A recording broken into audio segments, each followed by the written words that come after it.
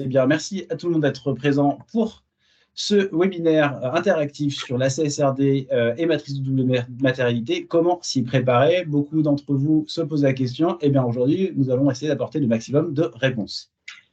Dans un premier temps, on va faire un petit tour de table de nos intervenants. Donc, on va commencer par nos experts côté PKF. Iris et Clarisse, est-ce que vous pourriez bien vous présenter, s'il vous plaît? Avec plaisir, merci Charles.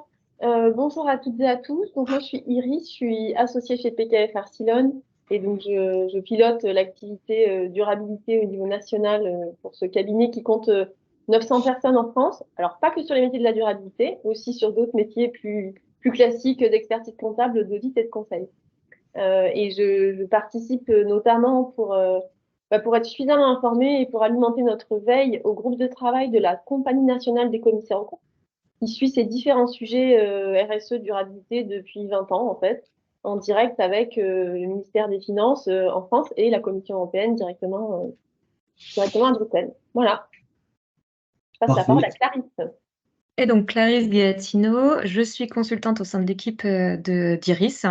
Et donc, je travaille sur des sujets de conseil, audit, RSE, durabilité, notamment sur la préparation à la mise en conformité pour la CSRD. Super. Bon, Lucie, tout le monde te connaît, je pense qu'on peut avancer, moi aussi. Du coup, on a la chance aujourd'hui d'avoir Laetitia et Ottilie qui vont pouvoir témoigner. Est-ce que Laetitia et Ottilie, vous voulez dire un petit mot pour vous présenter? Oui, rapidement, Laetitia, donc je suis manager du développement durable et je remplace actuellement Adeline Vitrolles, que vous connaissez peut-être davantage, qui est en congé maternité, donc à la direction RSE du groupe Centre France. Et donc, Ottilie Dubuis, je travaille aux côtés de Laetitia et aux côtés d'Adeline depuis 2 ans au sein de la direction RSE du groupe Centre France en tant que chargée de mission. Merci de pouvoir intervenir. On avait aussi prévu que la Voix du Nord intervienne, mais malheureusement, Amélie est souffrante, donc ça ne va pas être possible. Et merci aussi de témoigner parce que clairement, aujourd'hui, c'est un sujet qui est nouveau chez chacun d'entre nous. Donc ce témoignage va être avec humilité et j'espère pouvoir aussi inspirer les uns et les autres. Voilà. Il y a Patricia qui nous a rejoint. Bonjour Patricia, j'espère que tu vas bien au passage. On est parti. Ce que je vous propose, c'est que dans ce contexte d'atelier, on soit dans un contexte un peu plus interactif qu'un webinaire pur et dur.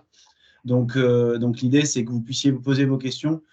Idéalement, il y a un système de chat. Je pense que tout le monde est familier maintenant avec Teams. Donc, utilisez plutôt ce système de chat ou levez la main si vous voulez prendre la parole. N'hésitez pas à intervenir au fur et à mesure et en fonction de l'état de lancement d'Iris ou de son équipe sur les sujets, je l'interromprai ou pas pour qu'elle puisse répondre à vos questions. On est parti, donc au sommaire de ce jour, on a 4 points. Le contexte général, certains d'entre vous nous ont posé la question, est-ce que je suis soumis ou pas à la CSRD, quels sont les seuils, etc. Donc on va essayer d'y répondre. Ensuite, on va rentrer dans le sujet, comment concrètement se préparer à la CSRD. On terminera par le témoignage de Centre France et puis des questions-réponses pour ceux qui en auront. Voilà, on est parti si vous voulez. Du coup, Iris, je te reste. Super, donc il existait déjà une directive européenne, hein, la NFRD, Non-Financial Reporting Directive. Et en fait, l'Europe a posé des constats assez clairs sur l'application de cette directive, notamment des fortes différences de transposition entre les États membres, parce qu'il y avait beaucoup d'options que la Commission avait laissées aux États membres pour cette transposition, donc options que les États pouvaient activer ou ne pas activer, transposer ou ne pas transposer dans leur droit national. Donc par exemple, l'audit de la DPEF, le fait que cette DPEF soit intégrée au rapport de gestion du groupe, et également des sujets de champ d'application de la directive. On a vu qu'en France, la transposition avait été faite avec audit obligatoire d'un tiers indépendant, avec obligation de joindre ce document au rapport de gestion. Cependant, il y avait une limitation dans le champ d'application puisque c'était uniquement les entités dont la tête de groupe était des formes juridiques SA ou SCA. Donc voilà, en tout cas, plusieurs différences de transposition entre les différents États.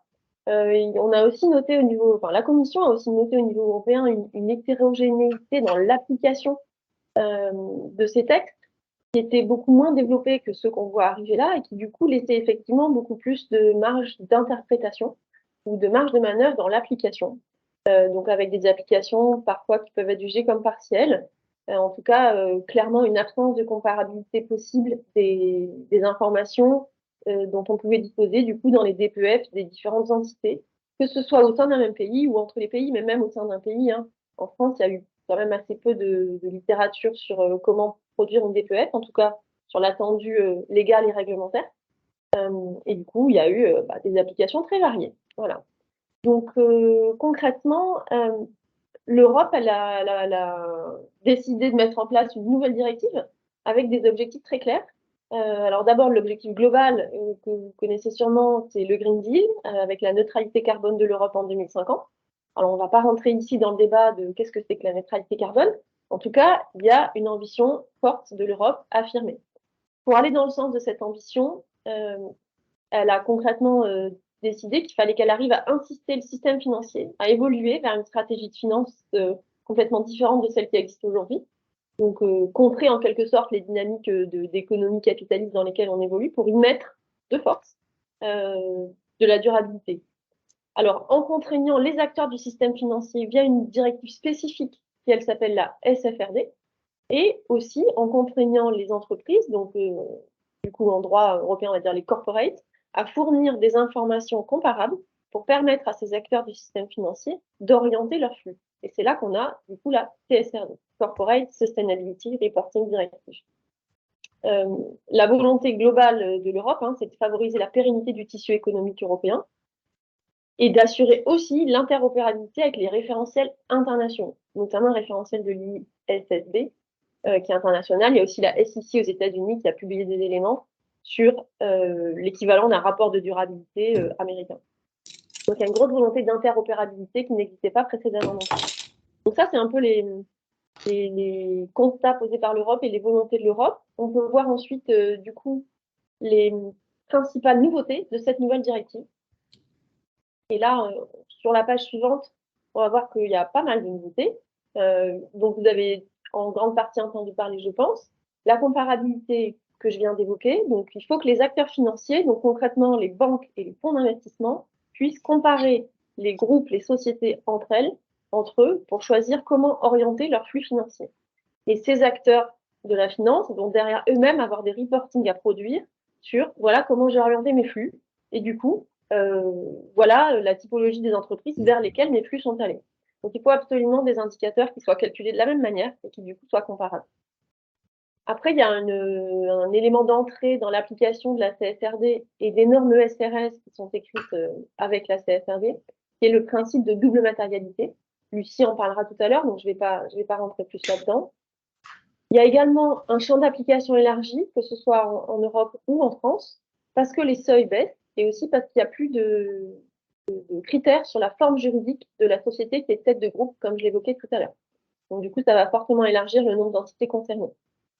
Donc, il y a des sociétés, des groupes qui étaient soumis à la DPEF qui vont être soumis à la CSRD et d'autres qui n'étaient pas du tout soumis à la DPEF qui vont être soumis à la CSRD. Donc, la marche va être quand même assez haute dans tous les cas, il faut se le dire, mais encore plus quand on n'avait pas de DPEF, évidemment.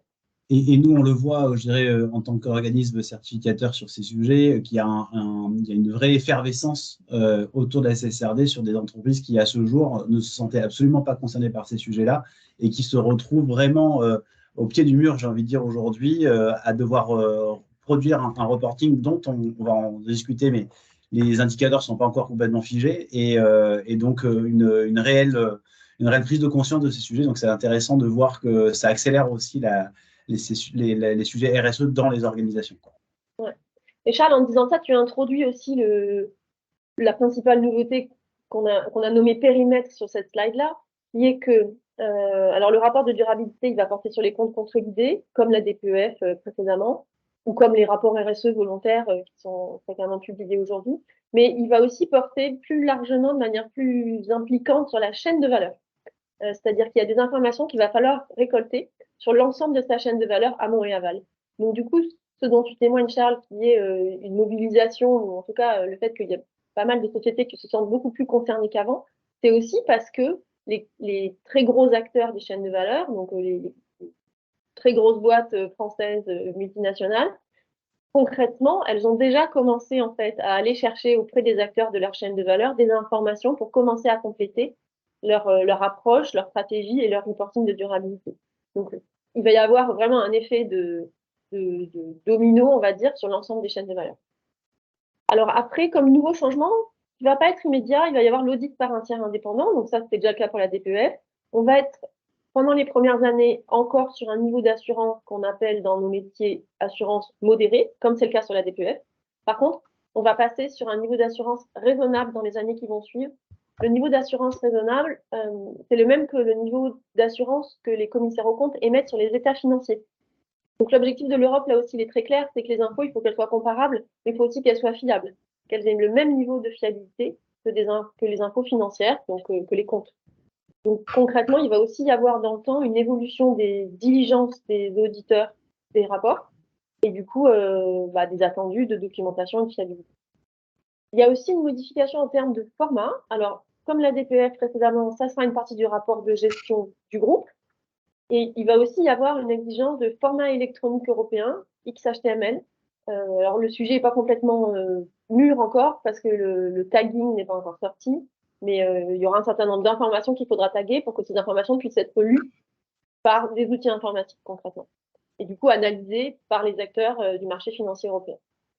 Je me permets juste, Iris, de faire une aparté. Nous on est en train de revoir nos référentiels, notamment label, sur ces sujets-là, et on va notamment taguer l'ensemble de nos questions par rapport à ce référentiel CSRD pour qu'on puisse s'y retrouver aussi dans nos propres référentiels. Donc, il y a un lien globalement entre les ESRS et ce qu'on va retrouver dans les référentiels qui sont accessibles à tout le monde, quoi. Voilà. Mais cette démarche, elle résulte du fait que, en fait, il y a un gros changement de paradigme. C'est-à-dire que avant, quand on publiait un rapport RSE, qu'on faisait un reporting RSE ou une DPEF, globalement, on le faisait comme il nous semblait le plus pertinent de le faire, ou comme on avait envie de le faire. Parfois, c'était la même chose. Demain, on pourra le faire comme il nous semble le plus pertinent de le faire, mais il faudra aussi le faire en respectant plusieurs centaines de pages de normes qui n'existaient pas avant. Donc, on va rentrer dans un reporting extra-financier normé, et du coup, les labels, évidemment, le label Positive Company va aller, pas forcément s'aligner, mais en tout cas faire des corrélations avec ce référentiel qui avant n'existait pas. Ça, c'est vraiment un changement de paradigme complet entre le reporting extra-financier jusqu'à la CSRD et à partir de la CSRD. En termes de calendrier, les sociétés qui étaient soumises à la NFRD et qui étaient des EIP au sens des directives européennes, c'est-à-dire concrètement des sociétés cotées ou des sociétés qui émettent des titres de créance sur des marchés réglementés. Donc, les sociétés cotées sur un marché réglementé qui étaient soumises à la DPEF seront soumises à la CSRD dès leur exercice ouvert en 2024. Donc, avec une publication 2025. Les gens qui sont autour de la table aujourd'hui majoritairement, c'est plutôt des dates d'application pour l'exercice ouvert en 2025, donc pour des publications à partir de 2026. Il y aura aussi une application pour les sociétés qui sont en dessous de ces seuils-là, mais qui sont quand même des sociétés cotées, donc les PME cotées à partir de 2026, et des normes PME pour les PME non cotées, avec une application recommandée, mais pas obligatoire. Là, je crois que c'était Rémi qui avait une question. Est-ce que Rémi, tu veux poser ta question sur la notion de périmètre? Oui, nous, on a un actionnaire qui est dans un domaine qui est dit encadré, et donc un domaine financier. Et eux, ils ont l'obligation de faire une NFRD, une DPFE depuis des années. Donc, ils sont dans la continuité, dans l'obligation de continuer à faire cette démarche et de basculer vers la CSRD dès 2024 pour début 2025 en le déclarant. Et donc, la filiation de notre groupe de presse par rapport à ce groupe-là, a priori, nous amènerait à continuer à être intégrés également dans ce timing-là, puisque la notion de filiation dans la CSRD nous obligeait déjà dans la NFRD à être dans leur DPEF et nous obligera maintenant aussi à rentrer dans la CSRD à leur rythme et pas au rythme que nous, on aurait pu avoir en tant qu'organisme de presse indépendant. Est-ce que vous avez la même lecture que notre banque? Tout à fait. En fait, l'obligation de publier un rapport de durabilité en application de cette nouvelle directive porte sur l'ensemble d'un groupe. Donc, on cherche quelle est la société mère ultime du groupe au niveau de l'organigramme juridique. Elle porte l'obligation pour l'ensemble de son périmètre consolidé. Donc, l'ensemble du périmètre est concerné et elle, dans son rapport de durabilité consolidé groupe, elle doit adresser la totalité de son périmètre. Ouais, donc on se retrouve avec quasiment 4 cas dans la presse, des petites sociétés qui n'ont pas les effectifs et n'atteignent pas le premier niveau de seuil pour la première date du calendrier, des sociétés qui rentrent dans l'effectif ou le chiffre d'affaires de 250 ETP, qui ont l'obligation de l'appliquer en 2025 et le déclarer en 2026. Ouais. Et ceux qui sont les plus proches de l'obligation, c'est un cas comme celui d'Ebra. Par filiation à un groupe bancaire qui est déjà soumis à tout ça, on a l'obligation de déclarer en 2024 à la date de 2025. Ouais. Ok. Tout à fait. On a la même lecture. C'est effectivement la lecture que j'ai et j'ai pas trop de doutes dessus. Après, c'est pas pareil d'être de faire partie du périmètre de reporting de votre maison mère et de publier votre propre rapport de durabilité. C'est-à-dire que c'est pas, je sais pas comment est-ce qu'ils prennent le sujet, mais on peut supposer que c'est pas la même charge de travail non plus, au sens où si le sujet est pris par la maison mère, après il y a des très fortes différences d'activité, mais si le sujet est pris par la maison mère, peut-être qu'ils vont décider de vous demander un certain nombre d'indicateurs sans aller plus loin. Or, un rapport de durabilité, ça n'est évidemment pas que des indicateurs. Ce qu'ils nous ont demandé, c'est, comme on est dans un secteur très différent de leurs activités principales, c'est justement de faire une démarche sectorielle sur la double matérialité et de préparer un rapport de durabilité, même s'il ne sera pas publié, mais ça sera la base pour l'intégrer dans le leur. Ouais, okay. Justement, ça va être l'occasion d'aborder le sujet de la double matérialité. C'est l'objet du slide suivant, et Lucie va reprendre la parole si tu veux bien. Un petit peu les étapes à réaliser. Ah, pardon, oui, excusez-moi. Je vais juste terminer sur les principales nouveautés parce qu'il y a un point qui est quand même vachement important. C'est le dernier du slide. C'est obligation de communication transparente et non obligation d'action. Ce qui est obligatoire dans le rapport de durabilité, c'est de s'exprimer sur les thématiques qui auront été jugées matérielles suite à l'analyse de double matérialité. S'exprimer de manière transparente sur ces thématiques. Qu'est-ce que je fais aujourd'hui? Qu'est-ce qui est fait dans ma chaîne de valeur? Comment j'interagis avec ma chaîne de valeur sur ces thématiques? Par contre, si aujourd'hui je fais pas beaucoup de choses, mais que j'ai mis en place un plan d'action ou que je suis en train de réfléchir à un plan d'action, je vais le dire et je vais être conforme en le disant à l'obligation réglementaire. Est-ce que je vais satisfaire les lecteurs, les parties prenantes? C'est une autre question. Mais en tout cas, en termes de conformité réglementaire, oui, je serai conforme à partir du moment où je m'exprime de manière transparente sur ce que je fais, sur les thématiques qui ressortent de l'analyse de matérialité. Ça, c'est quand même un truc important, c'est-à-dire que du coup, il va y avoir une démarche de priorisation très forte à opérer pour voir sur quel sujet vous allez mettre en place peut-être des actions que vous n'avez pas encore et sur quel sujet vous allez informer que vous êtes en train de construire un plan d'action, mais qu'il n'est peut-être pas encore fait. Lucie, c'est le bon moment. On peut continuer. Voilà, alors, faire une petite introduction sur les différentes étapes. Ouais. On a tenté de poser des étapes. Après, chaque groupe peut en faire une lecture différente. Évidemment, ça dépend de votre organisation. Alors, déterminer son éligibilité et son calendrier pour être indispensable, on en a parlé un peu là. Réaliser un état des lieux de ses pratiques RSE, c'est-à-dire un diagnostic détaillé. On voit qu'il y a plusieurs groupes qui produisent déjà des DPEF, mais qui en fait sont en train de réaliser des diagnostics détaillés de tout ce qui peut se faire sur leurs différents sites et leurs différents périmètres pour pouvoir réutiliser ça et mieux le valoriser au sein du rapport de durabilité. Il y a une grosse démarche aussi de formation et de sensibilisation de la gouvernance, évidemment, mais aussi des contributeurs qui seront amenés à participer à l'élaboration du reporting comme du rapport, éventuellement de certains membres de la chaîne de valeur ou des équipes au sens large. Après, il y a une étape, l'étape 4 qu'on a mis en rose là, qui est extrêmement importante, qui est identifier les thématiques matérielles pour son entreprise. En fait, c'est le point d'entrée dans la CSRD pour sélectionner les thématiques et les sous-thématiques ESRS qui vont, que vous allez juger être matérielles pour votre groupe. Lucie. Merci. Après, il y avait peut-être une question aussi, excusez-moi, de Laetitia. Je ne sais pas si est-ce qu'on l'aborde tout de suite, parce que ça on termine ce sujet-là. C'est où consultez-vous le calendrier de mise en œuvre? J'avais en tête une application pour les premiers concernés au 1er janvier 2024 pour un premier reporting en 2025 sur l'exercice 2024 donc, et non pas 2023. Et une autre question, bonjour, question sur le périmètre. On va déjà faire la première déjà. Alors, le calendrier, effectivement, les premières applications, c'est ce qu'on disait, c'est les boîtes, les sociétés cotées qui étaient soumises à la NFRD, donc à la directive précédente. les sociétés cotées, pour leur exercice 2024, donc elles vont publier en 2025. Personne n'est soumis pour l'exercice 2023. Après, ça ne veut pas dire qu'il n'y a pas des gens qui vont publier des rapports de durabilité en 2024. Il y a déjà des matrices de double matérialité qui ont été publiées, en tout cas des essais, des projets. En tout cas, la première application de la CSRD en Europe, c'est 1er janvier 2024. Je crois que ça répond à la question. Question de périmètre, si l'actionnaire coté n'est pas majoritaire, par exemple à 30%, est-ce qu'on passe en 2025 ou avant ou après? En 2024 ou 2025, ouais, j'ai compris. Merci.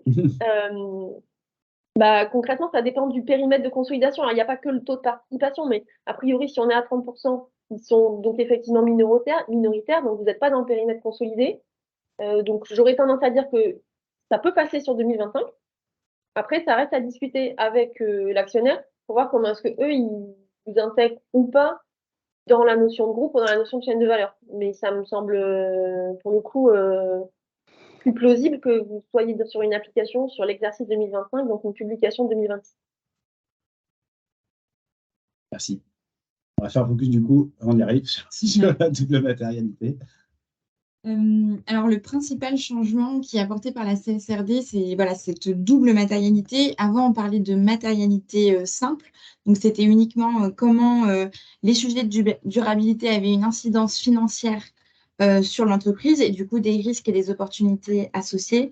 Et maintenant, on va aussi regarder comment les activités de l'entreprise ont de l'importance, ont des impacts sur les enjeux sociaux et environnementaux. Et là, on peut parler d'impacts positifs comme des impacts négatifs.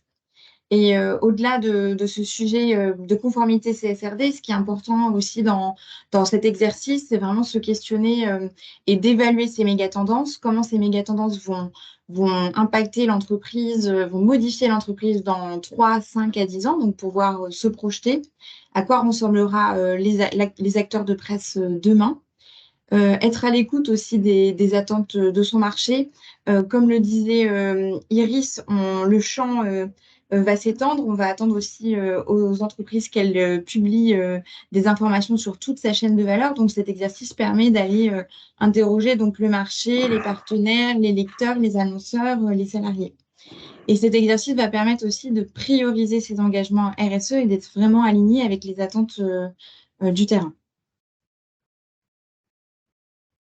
Comment concrètement on met en place un projet d'exercice de double matérialité? Alors déjà au niveau de la méthodologie, on a eu l'acte délégué qui a été publié fin juillet et puis une guidance de l'EFRAG publiée fin août. Donc c'est encore des recommandations, ce ne sont pas des textes tout à fait définitifs. On attend aussi la transposition en droit français. Donc pour l'instant, on prend toutes ces recommandations et on bâtit les méthodologies, mais les méthodologies qui seront sûrement à affiner dans les prochains mois. Et donc, généralement, la première étape, c'est de déterminer une équipe projet qui est souvent constituée des fonctions RSE, des fonctions RH, des fonctions aussi marketing et commercial pour pouvoir définir les annonceurs, les lecteurs qu'on va interroger. Et puis, bien sûr, la direction financière qui va nous aiguiller sur l'analyse de la matérialité financière des risques et des opportunités. On va aussi, donc, derrière ça, réaliser un état des lieux de ces impacts, de ces risques et de ces opportunités-là. Pour ça, on s'appuie des sujets, des sous-sujets de la CSRD, mais aussi des textes internationaux comme le rapport des risques du Forum économique mondial, où on a aussi une matrice qui s'appelle la matrice SASB qui, en fonction d'un secteur, va donner une liste des impacts les plus importants. Donc voilà, on peut étudier, s'appuyer de tout ça et s'appuyer aussi des rapports qu'on vous fournit parce que ça fait partie de vos enjeux aussi les plus importants. Donc, nous aussi, on est en train de faire ces notes. On parle aussi. Ouais. Ensuite, le prochain travail, c'est et comment on hiérarchise. Pour les impacts, on va regarder, pour les impacts négatifs, on va regarder la gravité. Pour ceux qui sont réels et pour ceux qui sont potentiels, on va regarder les impacts, la gravité et à la fois la probabilité. Et pour identifier les risques et les opportunités, on va regarder tout ce qui va être lié aux effets financiers qui peuvent impacter les différents sujets. Sur la partie des parties prenantes à interroger, voilà, pour beaucoup d'entre vous ont passé le label, donc là c'est pareil, on est en train de réaliser ce travail avec la Voix du Nord en ce moment, qui passe aussi le label en même temps que l'exercice de double matérialité. Donc là, on a déterminé une liste des parties prenantes à interroger, donc lecteurs, annonceurs, salariés côté label, et côté matrice, on va aussi aller plus loin en intégrant des écoles, des ONG, les équipes aussi en interne, la direction financière. Donc voilà, c'est plus large. On peut aussi, donc pour les enquêtes, on peut à la fois faire des entretiens individuels qui va permettre d'affiner cette cartographie des impacts, des risques et des opportunités. Et après, une fois que tout ce travail d'identification et de partage est réalisé, on procède à des enquêtes quantitatives envoyées à grande échelle. Et ensuite, on consolide pour intégrer l'ensemble de ces impacts, risques et opportunités à la feuille de route CSRD. Et en termes de timing, généralement, ça peut prendre 4 à 6 mois de réaliser l'ensemble de ces étapes. On pourra vous envoyer quelques sources pour vous aiguiller. Je vais passer la parole à Clarisse, qui va maintenant, qui va rentrer un peu plus dans le détail quels sont les ESRS et comment sont constitués comment est constitué un ESRS. On va essayer d'ouvrir un peu le capot pour qu'on puisse se donner une idée de ce qui va être demandé concrètement. Vous connaissez peut-être déjà cette vue d'ensemble des normes ESRS. Il y en a 2 qui sont transversales, vous les voyez tout à gauche. Les principes généraux qui donnent tout simplement le cadre général on va voir où il va y avoir des exigences concernant comment présenter les informations, structurer le rapport, mais aussi on va expliquer donc le fonctionnement de la chaîne de valeur et puis de la double matérialité. Et il y a aussi les informations générales, donc qui sont en fait toutes les informations transverses, donc non thématiques sur lesquelles il faut reporter. Et donc elles sont très importantes puisqu'il faut décrire par exemple son modèle d'affaires, sa chaîne de valeur et ses impacts, risques et opportunités. Ça, c'est les 2 normes transverses. Et après, on a 10 normes thématiques qui correspondent en fait à tous les enjeux de RSE, avec 5 normes qui concernent l'environnement, 4 qui concernent le social. Et elles sont plutôt structurées, celles-là, dans une logique de catégorie de population. Et on a une norme qui concerne la gouvernance. Et on a aussi, qui sont encore en cours de construction, des normes sectorielles qui vont donc ajouter des exigences propres à chaque secteur, des exigences de reporting. Il y a une quarantaine de normes sectorielles qui sont identifiées à ce stade, avec une dizaine de normes sectorielles prioritaires, type le secteur oil and gas ou le transport.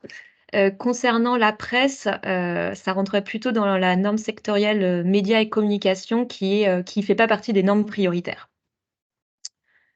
Voilà. Et donc je pense qu'on peut rentrer peut-être dans une des normes, donc un des ESRS qui concerne particulièrement le secteur de la presse, puisqu'il y a de forts enjeux, donc peut-être celui des utilisations des ressources et économie circulaire, donc celui qui est tout en bas des environnementaux. Le ESRS 5, pour voir à quoi ça ressemble un ESRS concrètement.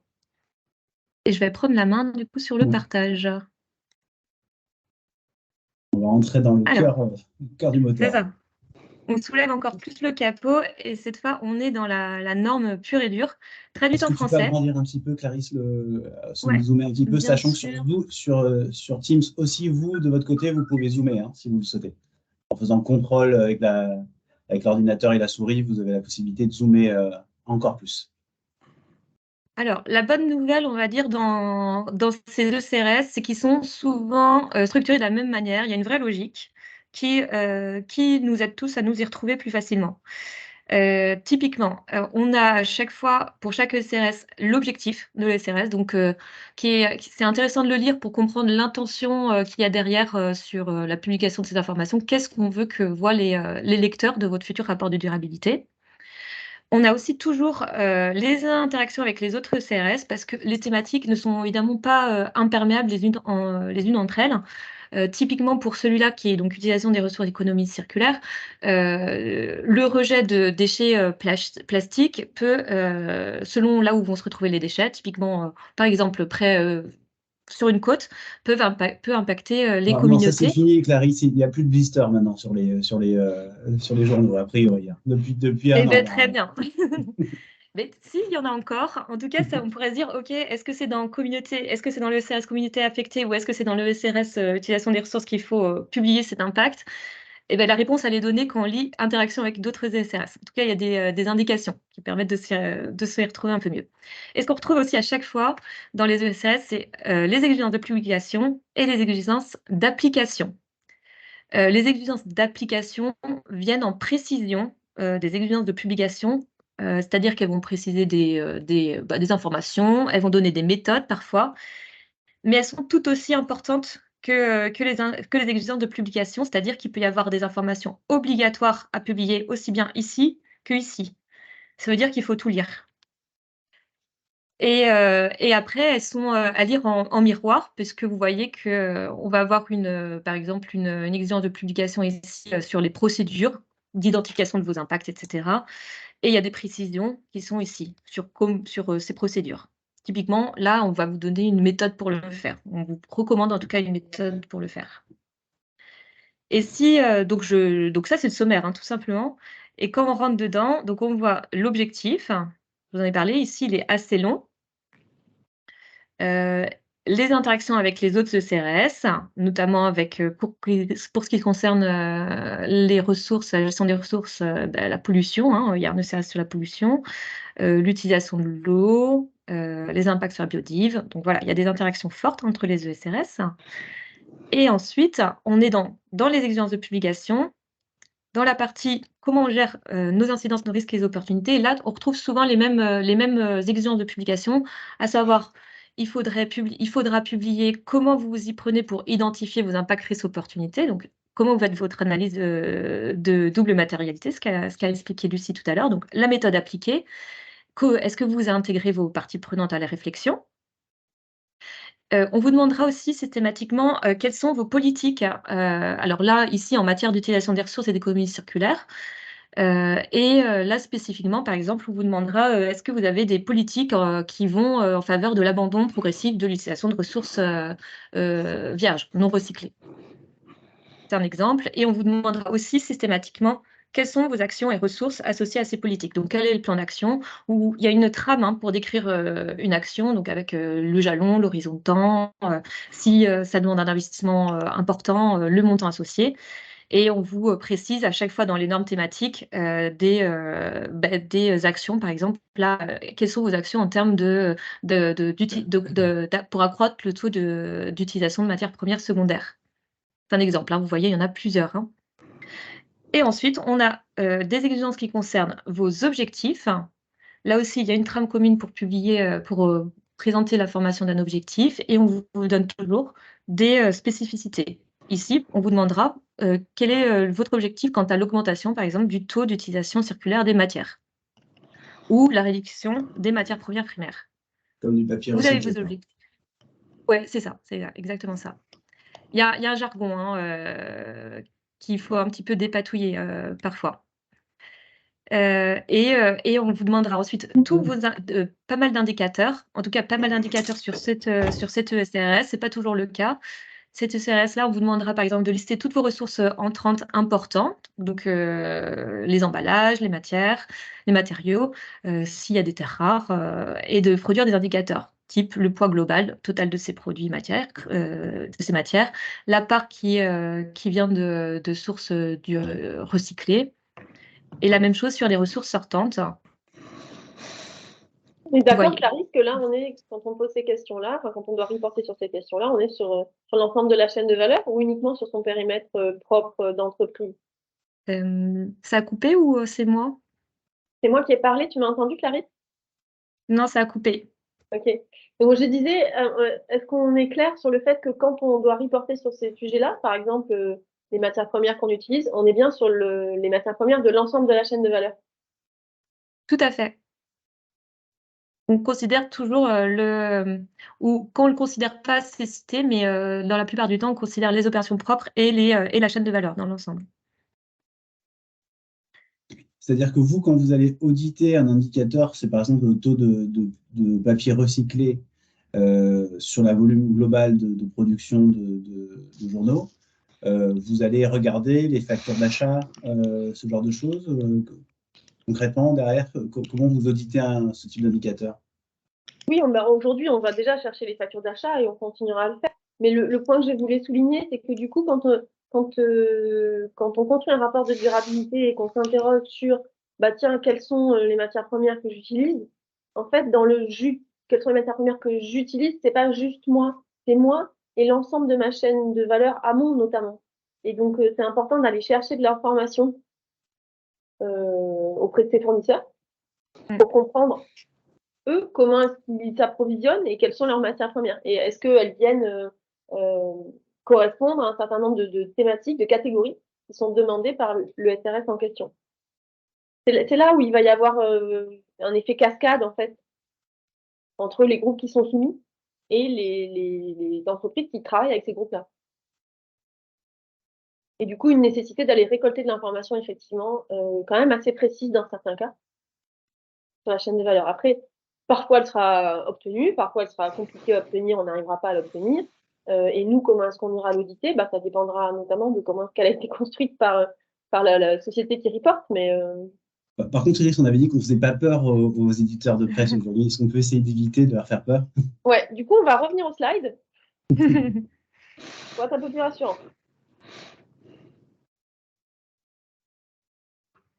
Ah, mais là où je veux quand même, oui, ça fait peur quand on lit des textes, hein, ça c'est sûr.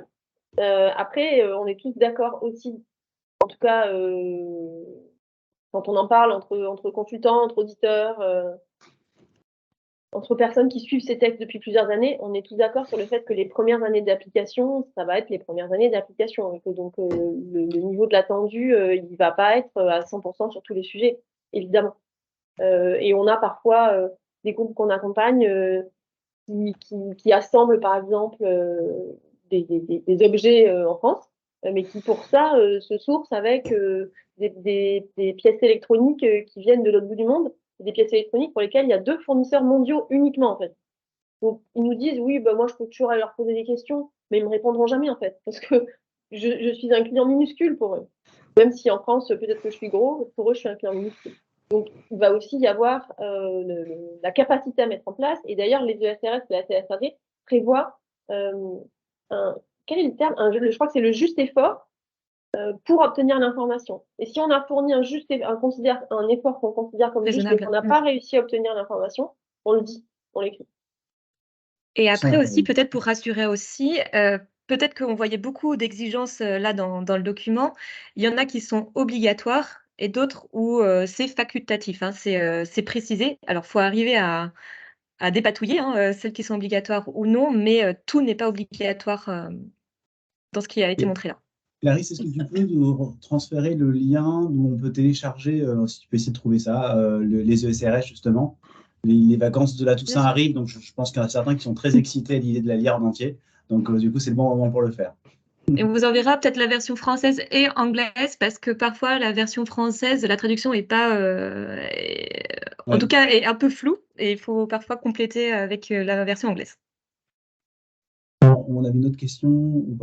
Oui, qui construira les ESRS? Alors, où sera la limite avec les ESRS sectoriels et qui construira le ESRS sectoriel, pardon. Alors, c'est l'EFRAG qui va écrire les ESRS sectoriels, au même titre que c'est l'EFRAG qui a écrit les ESRS thématiques et générales transverses qu'on a vu dans le petit tableau qu'a présenté Clarisse.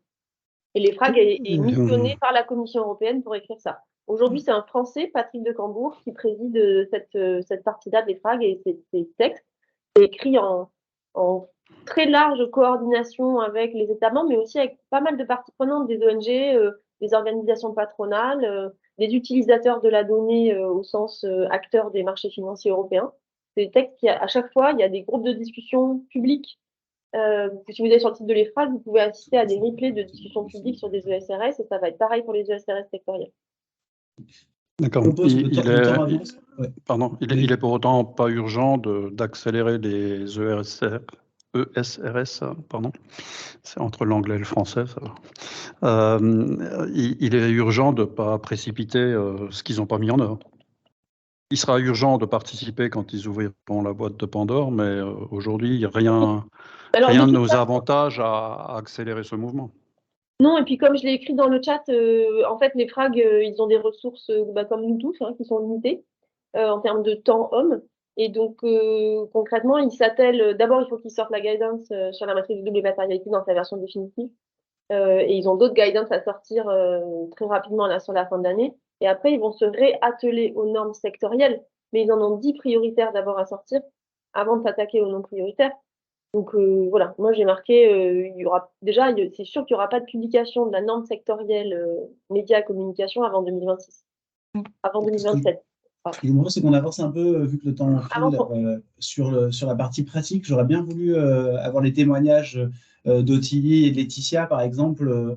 Alors, je dirais, l'objectif aussi pour nous, c'est de faire témoigner un peu tout le monde. Hein, l'idée que ce soit toujours les mêmes groupes qui parlent. Donc, c'est pour ça qu'on leur a aussi donné la parole.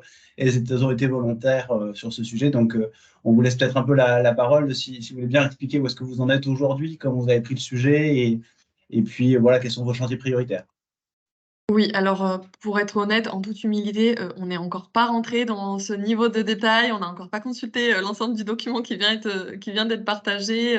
Voilà, on apprend vraiment au jour le jour sur ces nouvelles réglementations. Donc, on n'est pas experte sur le sujet pour l'instant. Mais du coup, en petit partage d'expérience rapide, la façon dont on essaye de s'approprier cette nouvelle norme, eh bien, c'est qu'on la met progressivement en place en fait au sein du groupe Centre France. Alors pour le petit historique, la RSE a récupéré le sujet de la DPEF depuis 2 ans. Donc là, on s'attelle à la 3e édition de la DPEF / rapport de durabilité de notre côté de la direction RSE. Avant, c'était la com qui s'en occupait.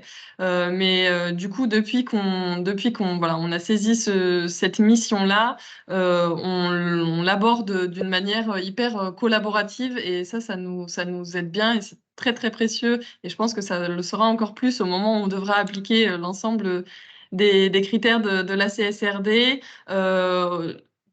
Très rapidement sur la façon dont on procède aujourd'hui, on a la chance d'avoir un comité impact composé de différentes directions métiers avec lequel on échange beaucoup, notamment au moment de la construction du passage en revue de nos enjeux, de nos risques. Voilà, on se met d'accord collectivement sur les risques qui semblent les plus pertinents au regard des activités de l'entreprise et de nos actualités. Et une fois qu'on s'est mis d'accord là-dessus, on met en place des groupes de travail avec différents interlocuteurs dans toutes les directions métiers du groupe, puisqu'au-delà d'être un groupe de presse, on a aussi des activités événementielles, de formation, etc. Donc, on aborde pas mal d'activités complètement différentes. On mène des groupes de travail sur les risques qu'on a identifiés. On travaille collectivement pour construire nos indicateurs et récolter l'ensemble des mesures prises par les métiers au sein de l'année, dans l'exercice en tout cas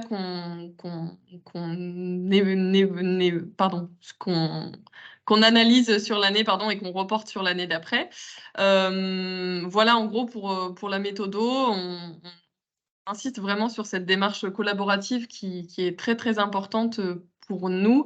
Et donc, via ça, on met en place aussi chaque année des ateliers de restitution, en fait, et dans lesquels on aborde les questions de la CSRD. Donc, on va dire que l'ensemble des contributeurs de la DPEF aujourd'hui sont déjà plus ou moins en fait des nouvelles normes qui vont arriver et on s'y prépare collectivement avec les infos qu'on a entre nos mains aujourd'hui.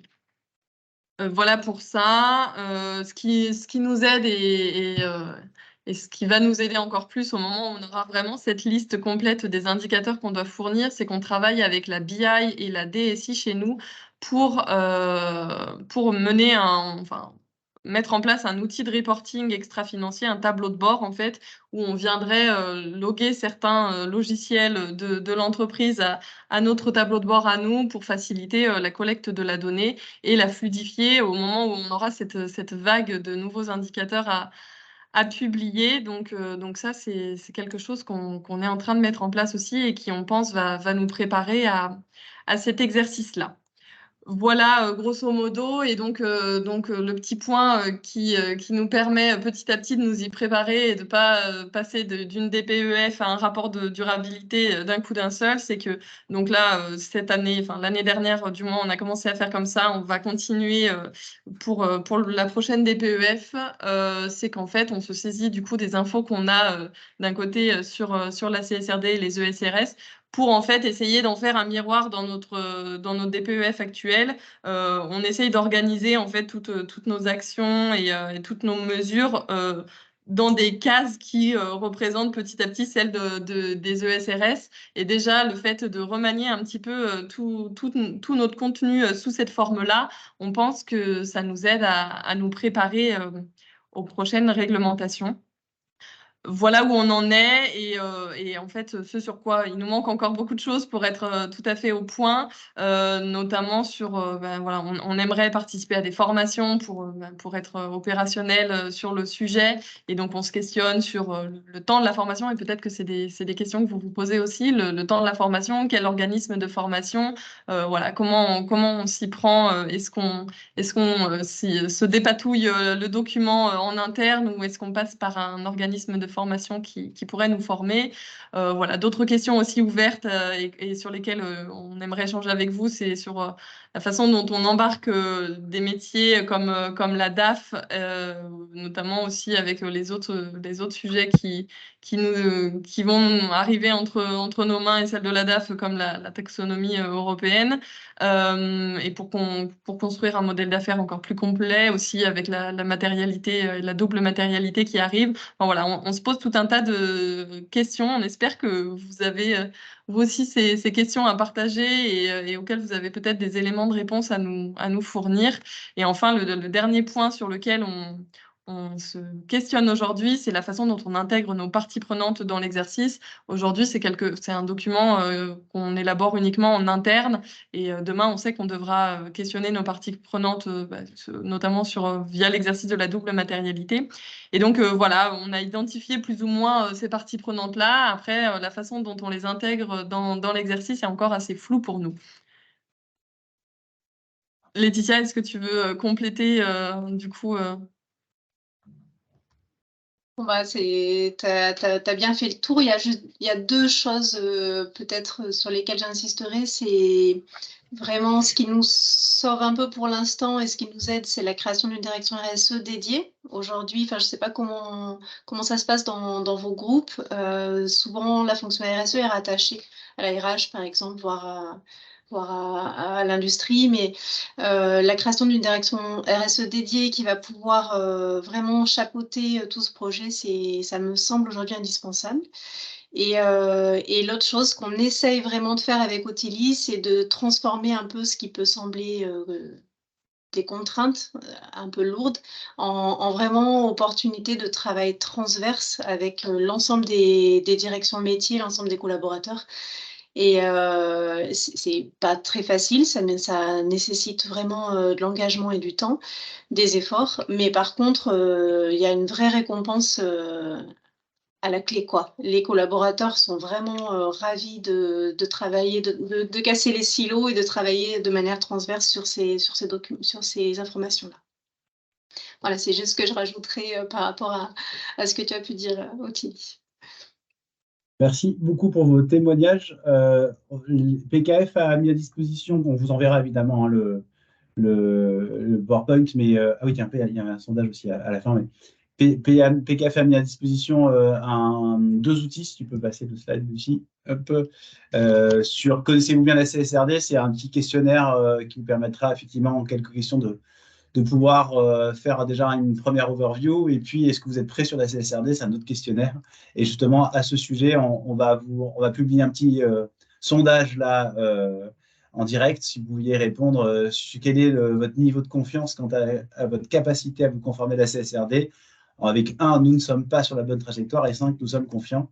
On voit qu'on vous laisse 2 minutes pour voter. On voit c'est plutôt mitigé hein, pour l'instant. Okay. On est à 50-50 entre plutôt globalement plutôt assez confiant, voire très confiant. Donc, faut être bravo, on est ravis de ça. Et on termine juste par un dernier point, c'est on vous offre la possibilité de se rencontrer lors de ce qu'on appelle des positive meetups, c'est des rendez-vous de la communauté positive à Lyon et à Lille prochainement. Donc, on vous invite là, vous avez le lien d'inscription qui sont là. Pour le 12 octobre, c'est à Lyon. On aura une table ronde sur la semaine de 4 jours, retour d'expérience, difficultés rencontrées, opportunités, etc. Auprès de notre partenaire et client Elmi, qui est labellisé, enfin qui est en cours, pardon. Et on a le 7 décembre à Lille, on sera tous réunis chez La Voix du Nord pour, pareil, un événement. On n'a pas encore défini le thème de la table ronde, mais pas impossible que ce soit la CSRD. Et donc, l'idée, c'est qu'on se retrouve tous en vrai lors de ces événements-là. Voilà. Donc, Bruno qui est arrivé un peu après, on disait qu'on avait quasiment terminé hein, le rapport qui sera rendu mi-octobre avec tout un catalogue de solutions suite à justement aux bonnes pratiques qu'on a pu récupérer. Et un dernier point aussi, pour ceux qui sont intéressés sur l'évaluation et l'analyse des fournisseurs, parce que c'est un sujet aussi sur la partie durabilité. Nous, on a un outil qui est dédié pour ça, qui s'appelle Scoring, qui est assez accessible. Et donc, on fait un retour d'expérience avec un de nos clients le jeudi 9 novembre, si ça vous intéresse. Voilà. Dans les grandes lignes, merci à tout le monde. J'arrête le partage de présentation. Comme d'habitude, on est à l'heure. Est-ce que quelqu'un peut me poser une dernière question? Je vais arrêter l'enregistrement pour éviter aussi de prendre trop de bandes passantes pour elle.